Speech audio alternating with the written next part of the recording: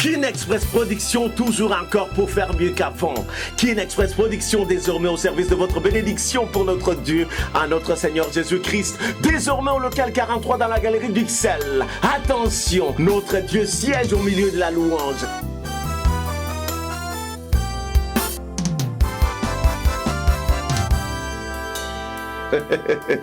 Vous avez le choix pour acheter vos CD, vos DVD, d'entrer par la chaussée d'Oavre ou par la chaussée d'Ixelles afin de visiter Kin Express Production. Soit vous appelez au numéro plus 32 484 91 96 20. Plus 33 668 42 43 66. Procurez-vous vos CD et DVD de vos musiciens chrétiens préférés. Shalom à tous les enfants de Dieu, corps de Christ partout dans le monde. Je suis l'évangéliste David Lokanga Otepa, de l'église de Dieu vivant, Londres, en Angleterre. Je suis venu ici en Bruxelles, étant invité pour passer cette émission, vous communiquer la grâce, la connaissance et les mystères de ce que Dieu met en nous pour l'épanouissement du corps de Christ. Je voulais un peu parler de la prière aujourd'hui, dans cette soirée. Et je remercie dans un premier lieu le prophète Néma Sikaten Dajar qui m'a donné cette opportunité. Voilà, nous sommes tous éparpillés dans le monde. Tout le monde cherche Christ, tout le monde a besoin de Dieu. Même les païens, même les sorciers, même les magiciens, qui que ce soit. Nous avons tous besoin de Christ. Et tout le monde te dira que j'ai pris, moi j'ai pris. Quoiqu'il ne comprend pas ce qu'est la prière, quoiqu'il ne fait pas la volonté de Dieu, quoiqu'il n'est pas soumis à l'autorité suprême de Dieu, mais il te dira que j'ai pris, parce que c'est un mot.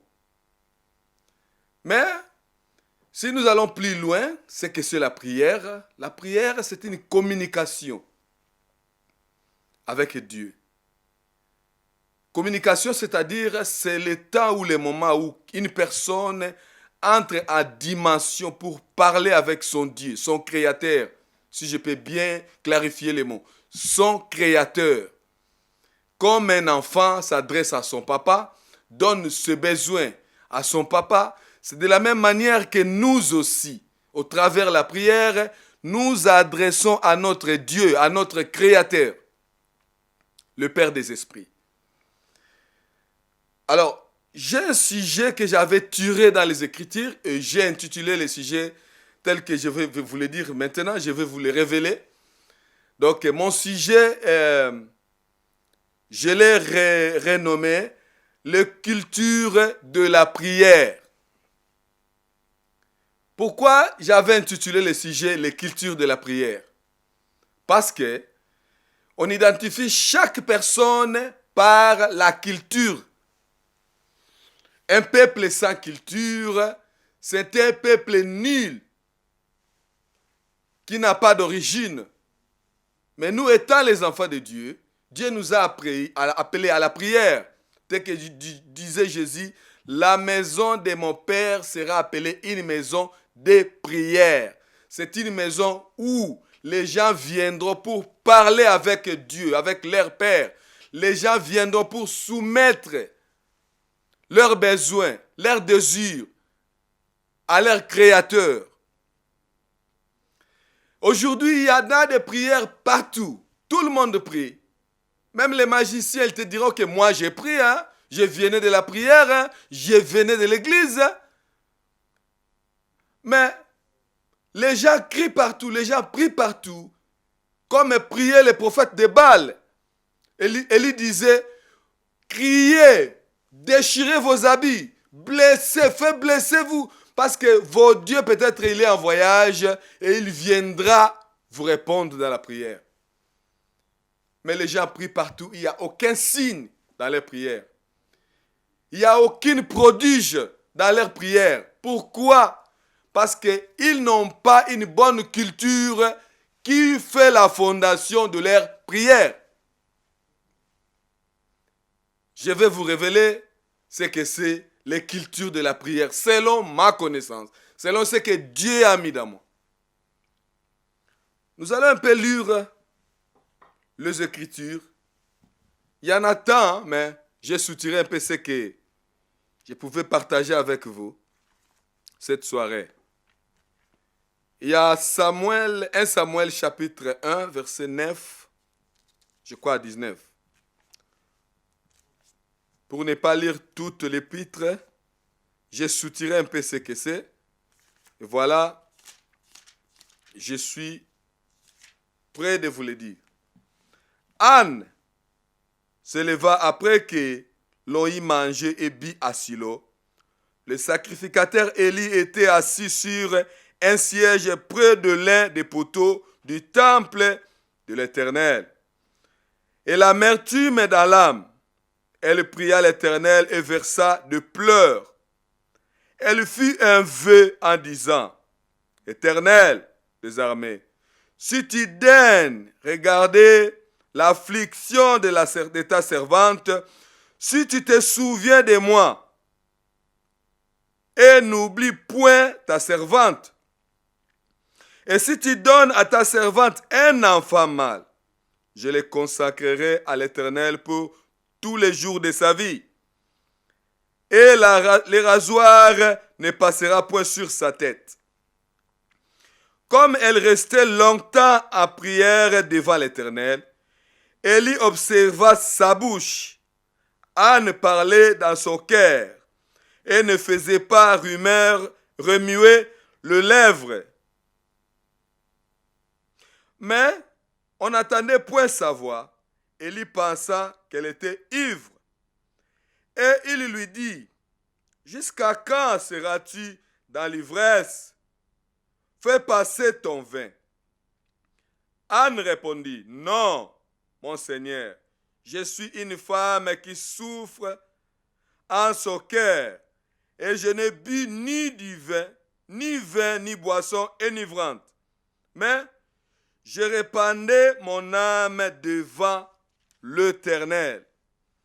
Ne prends pas ta servante pour une femme pervertie, car c'est l'excès de ma douleur et de mon chagrin qui m'a fait parler jusqu'à présent.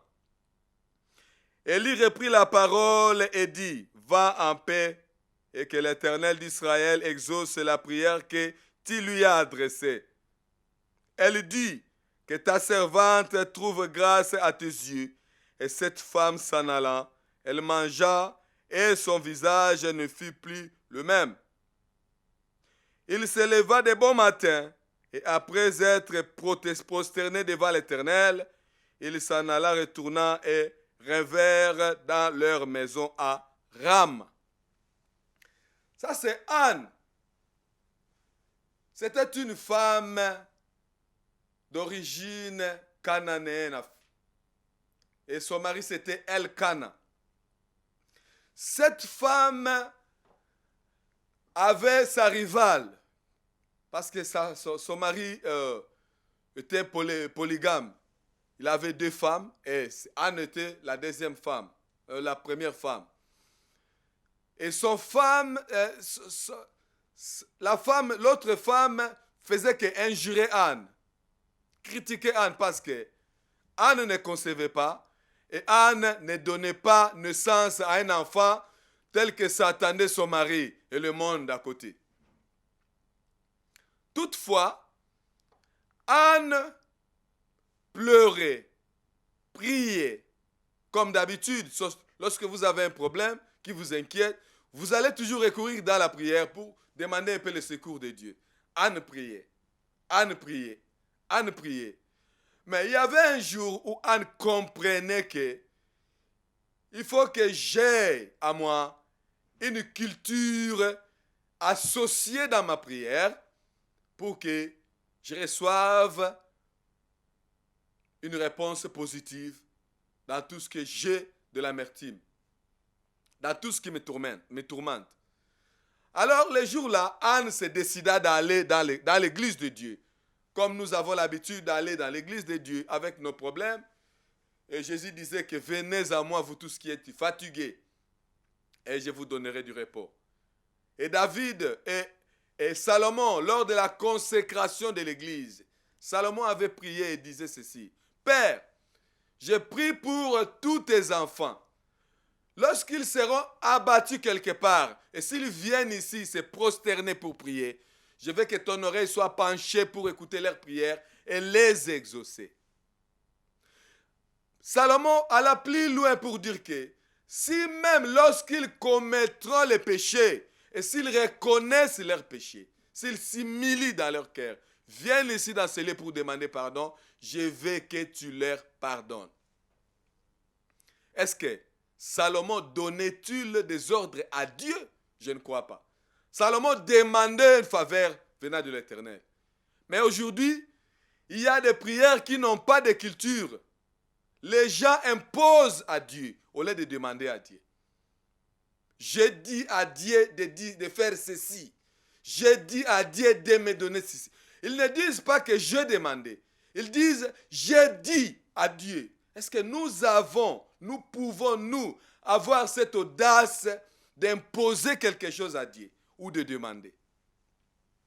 Mais la Bible nous dit de supplier Dieu, de demander. Jésus a dit demandez et l'on vous donnera. Jésus ne nous a pas dit ordonnez à Dieu. Non, nous avons ordonné aux problèmes, aux esprits mauvais. Nous donnons des ordres à ce qui est peut-être du tourment. Mais nous n'avons pas à donner l'ordre à Dieu. Voilà, c'est pourquoi beaucoup de gens échouent dans leurs prières. Ils prient et ils n'ont pas de réponse positive parce qu'ils viennent avec une culture d'imposer Dieu au lieu de demander, de s'humilier. La Bible nous dit de s'humilier devant l'autorité suprême de Dieu pour demander quelque chose. Mais les enfants de Dieu, ils sont allés plus loin avec cette audace d'imposer à Dieu. Dire à Dieu, je veux que tu me donnes ceci. Je veux que tu fasses ceci pour moi. Est-ce que c'est de cette façon, de cette manière que nous allons nous demander à Dieu? Je ne crois pas. Il y en a tant d'églises. Je ne fais pas mention de critiquer les églises, mais je passe mon message pour faire comprendre au corps de Christ, au peuple de Dieu, la manière dont nous pouvons nous organiser ou diriger nos prières. Nous n'avons pas imposé Dieu. Nous n'avons pas orienté Dieu. Parce que Dieu, c'est une autorité suprême. D'ailleurs, la Bible nous dit que c'est le Père des esprits. L'esprit a une origine qui n'a pas je ne sais pas comment on peut aller à décortiquer cela, mais si nous voyons l'esprit, l'esprit premièrement c'est invisible. L'esprit ne vieillit pas, l'esprit ne se fatigue pas, l'esprit n'est pas palpable, donc l'esprit a une origine qui est invisible. Mais vous adressez une prière à une autorité invisible. Mais vous ne savez pas s'il est devant vous, s'il est derrière vous, s'il est à côté de vous, s'il est au-dessus de votre tête, s'il se met dans quel angle, dans quel côté. Mais vous donnez l'audace de lui imposer. Non. Là où nous n'avons pas de limite, l'esprit peut aller. Là où nous ne pouvons plus voir, l'esprit peut voir. Là où nous ne pouvons plus écouter, l'esprit peut écouter. C'est pourquoi la Bible dit, l'œil de Dieu n'est pas aveugle pour voir, même dans l'obscurité, même dans l'abîme. David disait dans sa prière, même si je prenais les ailes pour voler, tu me vois. Si j'entre dans les abîmes, tu me vois. Parce que l'œil de Dieu n'est pas aveugle. Nous avons des yeux qui ont des limites pour voir, mais l'œil de Dieu n'a pas de limite. Le parcours de mon message, je retourne encore sur l'histoire de Anne. Anne venait dans l'église chaque jour, prier. Mais ce jour-là, il s'était décidé d'orienter un peu sa prière avec une culture. Il a modéré un peu, changé un peu sa façon de prier. Et cette fois-ci, elle est allée supplier Dieu. Et même il y avait un prophète qu'on appelait Élie. Il était là à côté, voyait Anne prier. La Bible dit que les paroles ne sortaient pas, il faisait que remuer.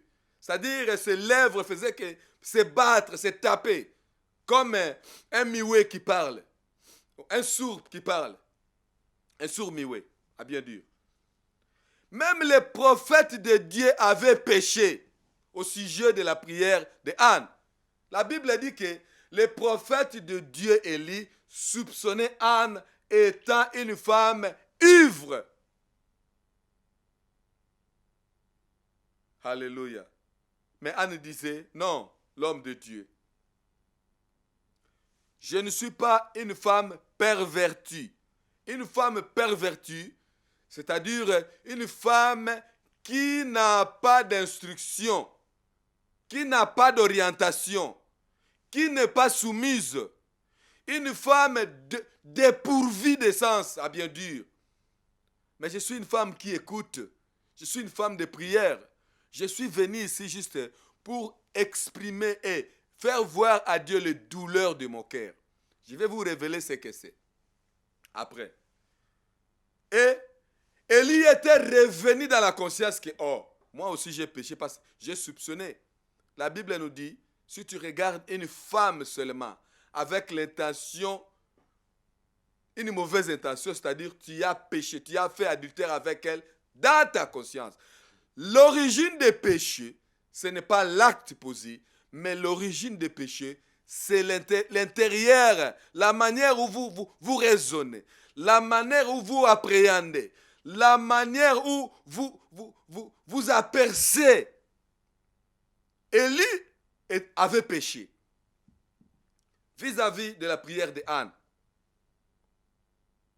Mais Anne a dit, ne regarde pas ta servante comme une femme pervertie, mais je viens déposer mes douleurs, les douleurs de mon cœur à Dieu, parce qu'il croyait que c'est de Dieu, c'est à Dieu qu'il aura une réponse positive. C'est vers Dieu c'est seulement Dieu qui pouvait changer sa situation de la manière où sa rivale lui injurait à tout moment, le critiquait à tout moment parce qu'elle n'avait pas d'enfant. Sa rivale croyait qu'avoir les enfants, c'est ce qui te fera entrer au paradis. Avoir les enfants, c'est ce qui faisait que Dieu te connaît. Mais or que ce n'était pas ça. Voilà, c'est pourquoi je voulais dire que nous devons changer la culture de nos prières. Vous criez, comme les prophètes de Baal ont crié. Mais Élie était présenté juste avec 2 ou 3 mots. Et il y a eu des signes, il y a eu des prodiges. La Bible dit, le feu était descendu et le feu a fait son travail de brûler. C'est que c'est, nous, en tant qu'enfants de Dieu, partout dans le monde, nous devons changer la manière de prier. Nous devons avoir une culture de prière. Beaucoup ont fait naufrage dans leur foi parce qu'ils n'ont pas une culture appropriée de la prière. Et ce jour-là, lorsque Anne avait fini de prier, et le serviteur de Dieu a dit à Anne, va en paix. Que le Seigneur qui connaît ton cœur t'accorde ce que c'est. Parce que même moi, le serviteur de Dieu, je ne connais pas ce qui est dans ton cœur. Mais je t'avais soupçonné étant une femme ivre. Waouh. Mais, or, elle n'était pas une femme ivre. Les douleurs l'ont enivrée. C'est pourquoi je veux dire ceci à toi qui me suis. De changer ta façon de prier. Les réponses sont là. Dieu a disposé tant de réponses pour tout enfant de Dieu. Pour chaque problème qui affecte les enfants de Dieu. Dieu a placé à côté un mécanisme qui est les réponses dans nos prières. N'est-ce pas, il a dit, tout ce que vous demanderez avec foi dans la prière, croyez que vous l'avez reçu et vous le verrez s'accomplir. Non seulement reçu, mais vous le verrez s'accomplir. Anne avait demandé dans la prière, mais il a vu s'accomplir ce qu'il avait demandé dans la prière. Et il a certifié que Dieu existe. Alléluia. Les serviteurs de Dieu, aujourd'hui, Plusieurs d'entre eux sont maintenant l'obstacle de la foi de fidèles, de la manière où ils orientent le fidèle dans la prière. Un fidèle peut venir avec un problème, soumettre le problème au serviteur de Dieu. Voilà, non, ce n'est pas grave, je vais ordonner. Tu vas ordonner à qui? À Dieu. Est-ce qu'une personne peut ordonner à Dieu? Je crois que nous dépassons un peu les limites. Si nous ordonnons à Dieu, il n'est pas Dieu. Il n'est pas Dieu. Quelqu'un que tu crains, tu ne peux pas ordonner. Tu ne peux pas lui ordonner. Parce que nous avons le devoir à nous de craindre Dieu. Mais si nous craignons Dieu, nous n'avons pas à ordonner à Dieu. Parce que même Jésus, il ne nous avait pas laissé cette autorité, cette audacité d'ordonner à Dieu. Non, nous allons ordonner aux esprits mauvais de quitter, de partir. Mais nous n'avons pas à ordonner à Dieu. Aujourd'hui, les orientations sont vraiment différentes. Et les serviteurs de Dieu sont maintenant l'obstacle de la direction chrétienne de leurs fidèles. Parce qu'ils nous mettent dans les horaires pour dire que, oh, tu as un problème, voilà, je vais ordonner. Tu vas ordonner à qui? À qui? À Dieu. Est-ce qu'une personne peut ordonner à Dieu? Je me pose des questions. Chaque minute, chaque seconde, lorsque j'ouvre ma Bible pour prier, je supplie Dieu. Moi, personnellement, je n'ordonne pas à Dieu. Je supplie Dieu. Je demande. Je pleure. La Bible nous dit ici, Anne avait supplié. Anne pleurait. Il faisait étaler les douleurs de son cœur devant Dieu. Mais Anne n'avait pas ordonné à Dieu. Et deuxième chose, tout ce que vous demanderez avec foi. Voilà maintenant là où il y a les grands problèmes. La foi. Ayez seulement foi. Ayez seulement foi. Oui, nous avons la foi qui est un mot. Nous avons une seule foi. Tel que nous le dit la Bible dans l'épître des Corinthiens. Nous n'avons qu'une seule foi, nous avons un seul esprit, nous avons un seul Dieu, nous avons blablabla, oui. Maintenant, je me base sur la foi, parce que la foi, c'est la clé. La foi, c'est la main qui nous permet de prendre quelque chose qui est dans le dépôt de Dieu, dans l'approvisionnement de Dieu, et que cette chose devienne les siennes ou la sienne. Tu peux dire à quelqu'un, aie seulement foi. Oui, la foi aussi a sa culture. Si ta foi n'a pas une bonne culture, quoi qu'il peut être grand, comme a dit Jésus, comme le grain de sénévé, oh, cette foi te servira toujours de chute et des obstacles. Cette foi te servira toujours de prières sans réponse. Parce que cette foi n'est pas fondée dans une bonne culture selon ce que Dieu veut que la foi soit. Anne, je crois bien, Anne avait fait une prière avec, la Bible nous dit avec foi. Une foi, il a compris la culture de la foi et il a appliqué la culture de la foi qui a fait que Anne reçoive une réponse positive venant de Dieu. Et la Bible nous dit, l'année qui suivait, Anne avait mis au monde. Si nous parlons de la femme de Sarepta, la veuve de Sarepta, si nous parlons un peu, il y en a tant qui avait de Marie de Madeleine, si nous parlons un peu de Daniel, nous parlons de Esther, de Mardoché, il y en a tant qui ont fait des prières. Mais leur foi avait une culture qui avait plu à Dieu. Et Dieu les a exaucés. Et je voulais te dire, toi qui me suis aujourd'hui, tu as tant prié, on t'a tant orienté, on t'a rassuré, ayez la foi, priez avec foi. Mais quelle culture que a ta foi? Nous avons deux chemins. Nous avons deux chemins. Il y a la bonne foi et il y a la mauvaise foi. Mais tout c'est réuni dans les mots qu'on dit la foi. Ayez la foi. Mais quelle foi que tu communiques? Quelle foi que tu encourages à tes fidèles d'avoir? La bonne foi ou la mauvaise foi? C'est maintenant là où vient l'obstacle. Paul avait compris Et Paul avait donné un conseil plutôt, à l'un de ses enfants spirituels. Et si nous pouvons lire la Bible de 1 Timothée, je crois, chapitre 1, versets 18 à 20. Je lis au nom de Jésus-Christ. 1 Timothée chapitre 1, versets 18 à 20. 18.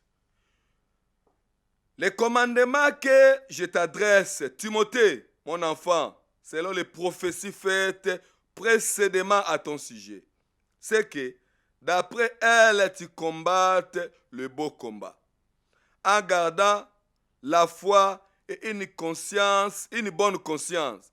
Cette conscience, quelques-uns l'ont perdue et ils ont fait naufrage par rapport à la foi. De ce nombre sont Hyménée et Alexandre que j'ai livré à Satan, afin qu'ils apprennent à ne pas blasphémer. Alléluia. La foi, une foi pure que Dieu demande. Une foi pure. Toi qui as la foi, ou toi qui n'as pas la foi, toi qui ne comprends pas ce que c'est la foi, pour communiquer avec Dieu et que Dieu puisse te donner ce qui est dans sa provision, tu dois avoir une foi pure. La foi pure qui va être une bonne culture de la prière et qui te permettra de recevoir ce qui est dans les mains de Dieu. Paul a dit à Timothée, gardez cette foi pure et la conscience. Tu dois avoir une conscience qui est sincère dans tout ce que tu fais. Mais maintenant, aujourd'hui, je vais vous dire un mot. Les serviteurs de Dieu te disent quelque chose différent de ce qui est dans sa conscience. Mais le français nous dit ceci. Toute personne a un facteur guide qui est la conscience. Tu peux tromper le monde entier, mais tu ne vas plus tromper ce qui est ta conscience. Parce que ta conscience, c'est un facteur guide. Les gens prêchent la foi avec une mauvaise conscience. Voilà ce qui fait naufrage. Paul a dit à Timothée, beaucoup ont fait naufrage dans leur foi parce qu'ils ont une mauvaise conscience qui est associée dans leur foi. Et leur foi n'est pas pure. Donc, nous, en tant qu'enfants de Dieu, Dieu nous appelle à une foi pure et une conscience qui est sincère. Tout ce que nous faisons, nous devons être sincères dans nos actes, sincères dans nos agissements, sincères dans nos paroles, sincères dans nos relations, sincères dans tout ce que nous pouvons faire, sincères dans nos relations avec Dieu. La sincérité qui manque, ce qui fait naufrage aujourd'hui. La Bible nous dit dans Jacques, chapitre 4, verset 1 à 4, que vous demandez et vous ne recevez pas. Parce que vous demandez mal dans le but de satisfaire vos besoins. Une prière faite avec une conscience corrompue. Une prière faite avec une foi qui n'est pas pure. Tu peux avoir une réponse, mais je te dirais que cette réponse ne viendra pas de Dieu. Élisée avait prié. Lorsque l'injuré chauve, après la montée d'Élie, Élisée venait pour traverser l'eau de Jourdain, de Jéricho, je crois. L'eau de Jourdain. Et il y avait les enfants des prophètes. La Bible nous dit les enfants des prophètes qui venaient dire à Élisée, chauve. Pour moi, je vais dire que si on te dit chauve, si tu es chauve et quelqu'un te dit chauve, il ne t'a pas injuré. Il faut que c'est-à-dire dire, c'est-à-dire ce que tu as. Parce que tu as une chauve à toi. Si quelqu'un te dit chauve, il ne t'a pas injuré. Si j'ai les gros yeux, quelqu'un me dit, oh, les gros yeux, il ne m'a pas injuré. Si j'ai une grosse tête, une personne me dit, oh, il a grosse tête, il ne m'a pas injuré. Ce que je suis, c'est ce qu'il a dit. Et le fils des prophètes venait dire à Élisée, chauve, chauve, chauve. Élisée, emporté d'une mauvaise conscience, qui était la colère. Ok, Dieu dit, la colère de l'homme n'accomplit pas la volonté de Dieu. Mais Élisée s'était revêtu de la colère. Lorsqu'il a tourné, il a dit que les ours viennent de la forêt et mangent tous ses enfants. Et la parole s'était fait ce qu'Élisée avait dit. Est-ce que cette prière, ça a honoré Dieu?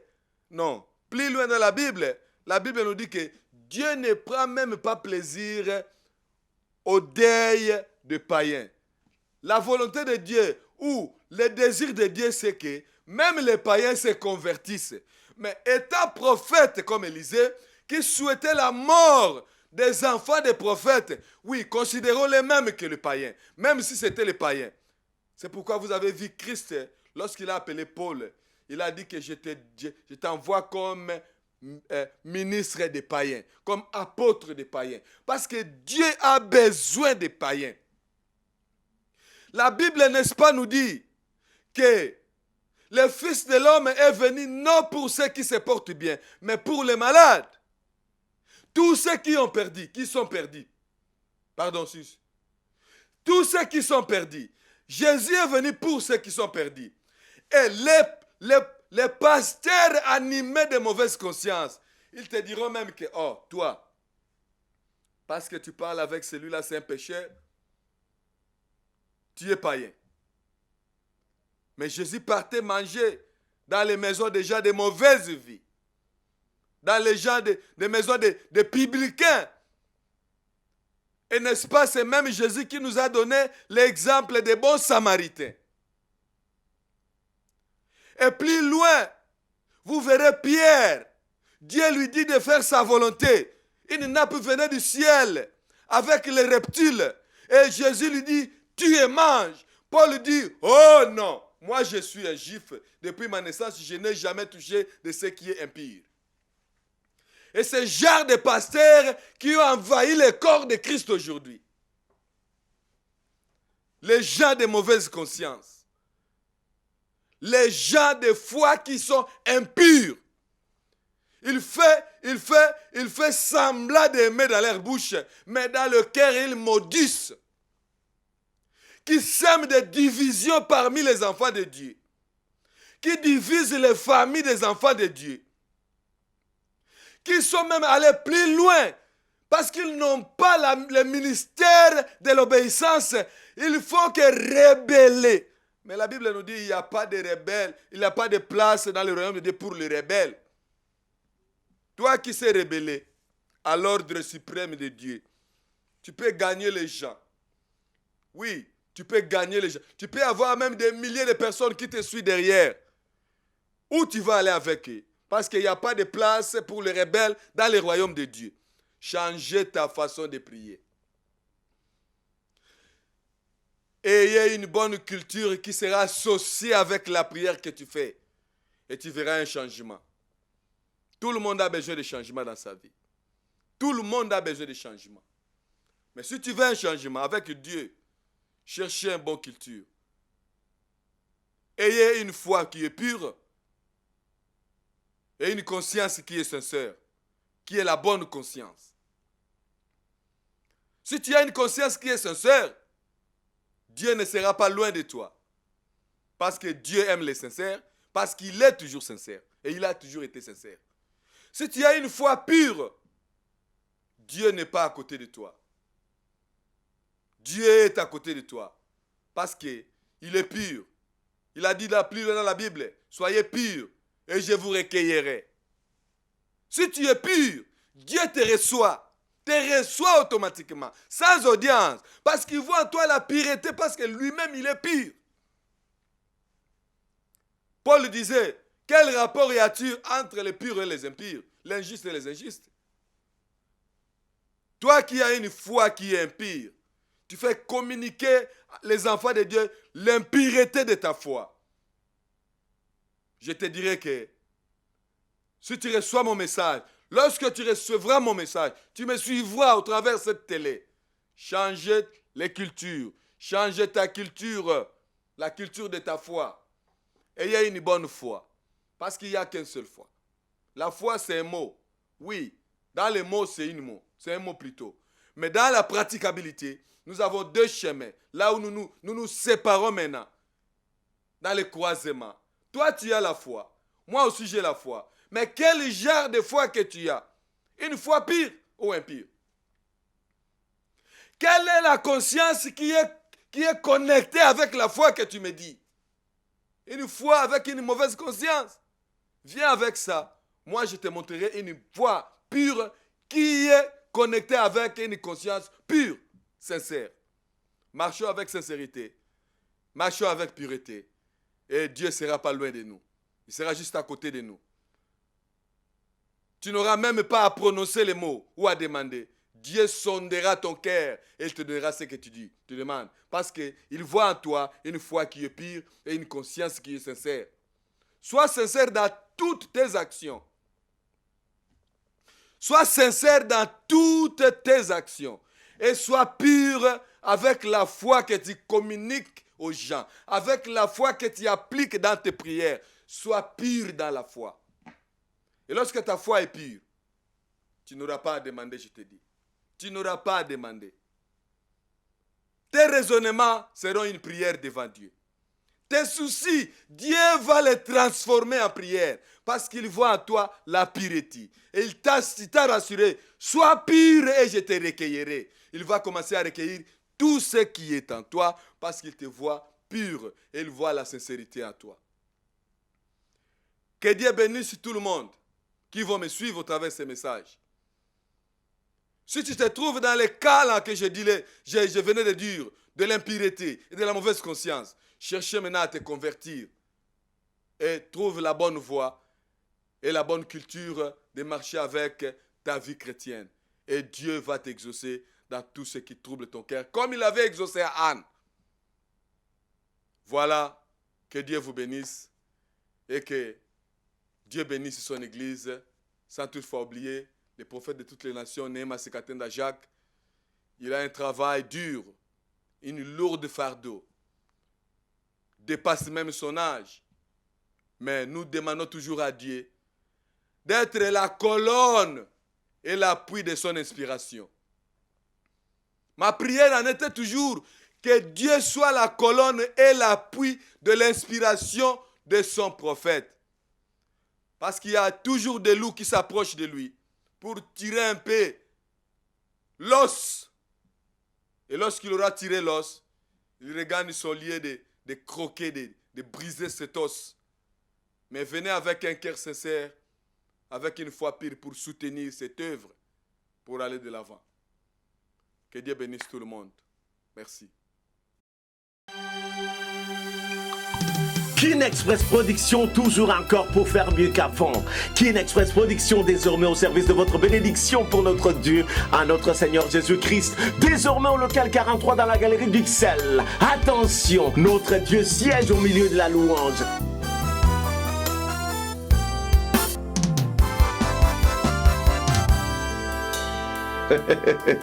Vous avez le choix pour acheter vos CD, vos DVD, d'entrer par la chaussée d'Oavre ou par la chaussée d'Ixelles afin de visiter Kin Express Production, soit vous appelez au numéro plus 32 484 91 96 20.